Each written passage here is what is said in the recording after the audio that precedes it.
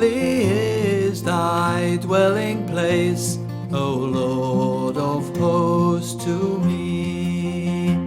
My soul is longing and fainting, the courts of the Lord to see. My heart and flesh, they are singing for joy to the living God. How lovely is thy dwelling place, O Lord of hosts, to me. Even the sparrow finds a home where he can settle down, and the swallow, she can build a nest where she may lay her young. Within the courts of the Lord of hosts, my King, my Lord, my God. And happy are those who are dwelling where his song of praise is sung.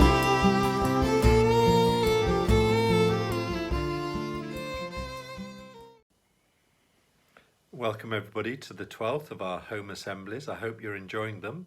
Better start as we always do. Good morning everyone. I'm so glad that the sun has come out again. I've been out on my bike lots more this week. What have you been doing?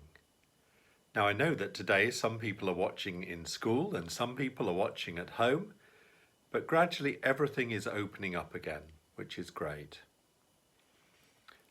I hope that you're seeing that we're doing Mini Messy Church every Thursday, and we're continuing the Joseph story. So alongside our assemblies, the two themes going together. There's some cooking, some crafts, some songs, and lots of fun. Why not come and find us on Facebook Live at 3:30 on Thursday, or about an hour later on the YouTube channel. Last week, Joseph was doing really well. He was put in charge of Potiphar's household, but he got into trouble and was thrown into prison. This week, we'll be finding out what happened next. But it's time to light our candle, if an adult's able to do that for you safely, and to remember Jesus, the light of the world. And we're going to sing our first song, which is My Lighthouse.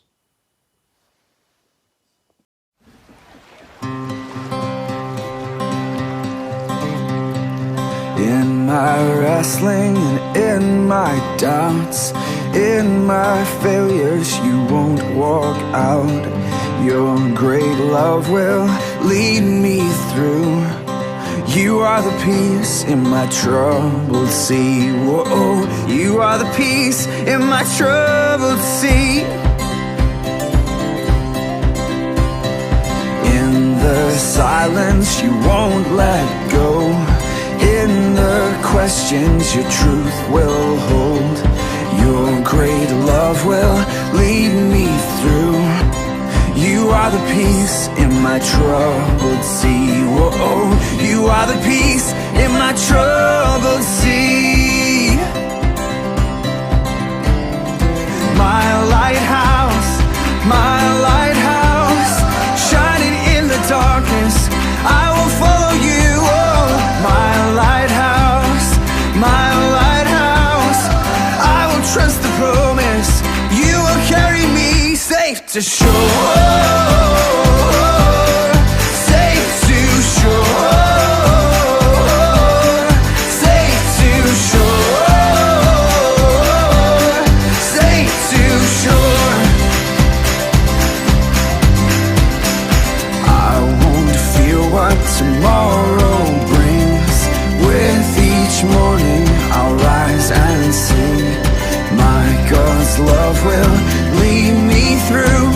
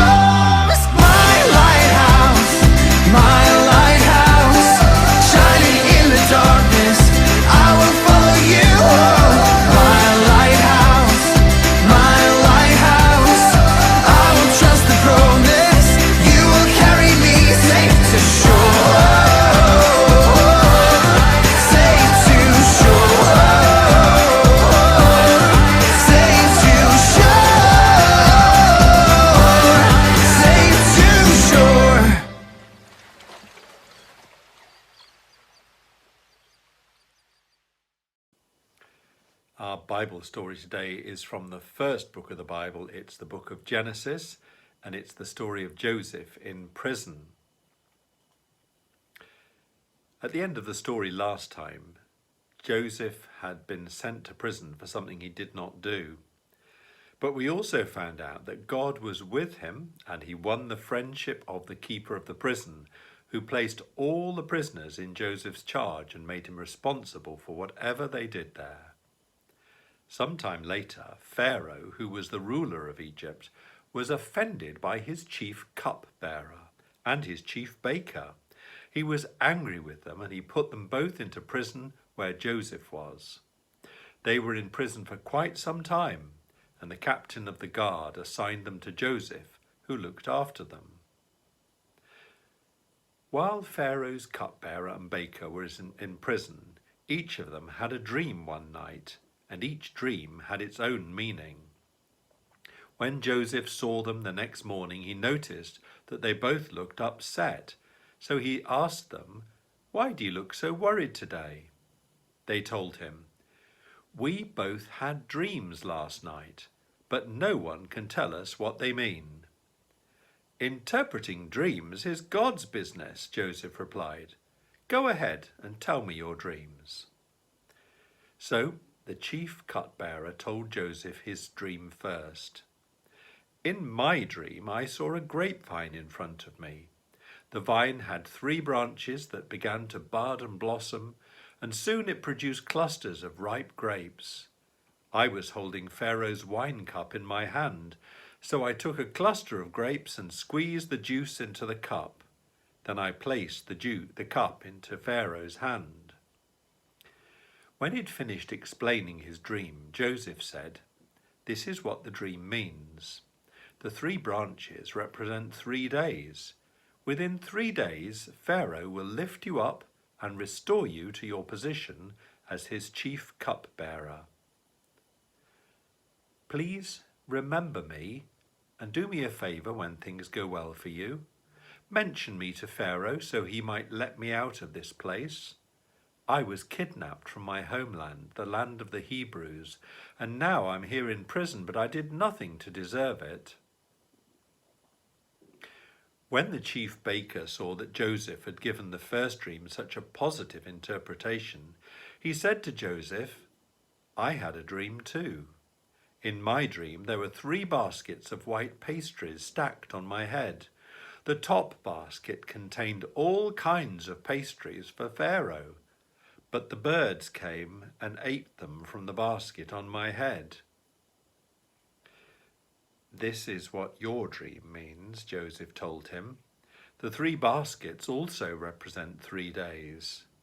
3 days from now, Pharaoh will have you brought out of this prison, and you will be executed."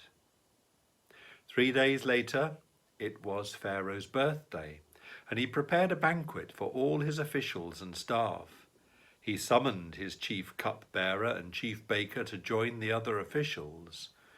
Then he restored the chief cupbearer to his former position so that he could again hand Pharaoh his cup. But Pharaoh executed the chief baker just as Joseph had predicted when he interpreted his dream. But when he returned to his place, he forgot all about Joseph, who was left waiting in prison. So Joseph is in prison, he's innocent of his crime, and what did he do? Well, he made the best of it. He was not bitter, he made sure he got on well with people, he made friends, and he looked after people. Joseph had had a terrible time, thrown down a well, sold as a slave, carried off to Egypt, sold again as a slave, but he keeps on falling on his feet, doesn't he? He manages to keep finding his way. The cupbearer that was sent to prison, can you remember his dream? What was it? That's right, he had a grapevine with 3 branches and rich grapes. Do you remember the meaning? That's right, 3 days later he would be free again. And remember the baker, what did he dream? 3 baskets full of white pastries. And do you remember what happened to them? That's right, the birds came and ate them up, and there was not such a good outcome for him. But do you remember what Joseph asked them to do for him? Do you remember he said to the cupbearer, "Please remember me, don't forget me, help me to be free too." The poor baker was executed, the cupbearer got his job back, but did he remember Joseph? No, he forgot all about him. So let's think for a moment about what Joseph did for them. How did he help them? Well, one thing was that Joseph was very good at noticing. He noticed that they were upset, if you remember, that they'd had confusing dreams. And Joseph was also a good listener. He listened to them. And the third thing that Joseph did was that Joseph pointed people towards God. Do you remember he said, "It's up to God to interpret dreams"? So I wonder if we can be a bit like Joseph. Can we be good at noticing when people are upset? Can we be good listeners, listening to people and to what they're saying? Can we point people towards God? I wonder how good we are at remembering people who help us. I suppose we can begin by saying thank you. We might even, if somebody gives us a present, we might even write a thank you letter, or we might phone up and say thank you. But I wonder how long we remember people's kindness for. Sometimes we forget people who help us. Do you know, some of the people that I remember are my teachers. At my primary school, my headmaster was Mr. Wilson, and he used to do the assemblies. And I can still remember his voice when he was doing assembly. And then when I was in secondary school, my form teacher was called Mr. McIntyre, and he was a really kind and caring man. Do you know, we've all been remembering somebody that's been good for us, and that's the NHS. Do you remember how we went outside and clapped on a Thursday? I hope we won't forget them again. This week, we've had something called Armed Forces Flag Raising, and it's going to be the Armed Forces Day on Saturday. Let's not forget them. And every November, on Poppy Day, we wear a poppy to remember all those who died during the war. Let's not forget them. So we're going to try not to forget. So if we can remember how people are kind to us, perhaps we can remember to be kind to other people, to help them, to listen to them, not like the cupbearer, to forget them. Do you know that when Jesus was having his last supper with his friends the night before he was arrested, he did a very special thing. He took some bread and he broke it and he gave it a piece to each of his disciples, and he said to them, "Don't forget me. Do this to remember me." And he took a cup of wine and he shared it with them and said, "Every time you drink this, do this to remember me." And you know, every single week since the time of Jesus, his disciples have met together and broken wine and shared a cup of wine to remember Jesus and to keep our promise. So today, let's decide that we won't forget people who are kind to us. Let's decide to remember them and to say thank you.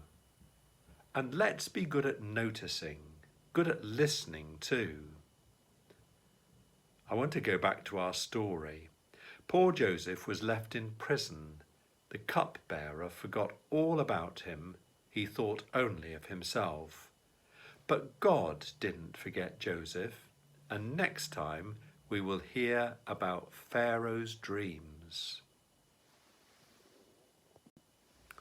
So I'm going to say a special prayer, and if you'd like to close your eyes or look at the candle flame, you might like to join in with a big amen at the end. We're going to hold all the people we're living with in our prayers, and all the people we're missing too, and our teachers and our school, and ask God to help us all. Lord Jesus, when someone is kind to us, when someone helps us, help us to remember them, to thank them. Help us to notice when people are sad. Help us to be good listeners too. Help us not to be worried or to be afraid, but to know that you are always near. Amen.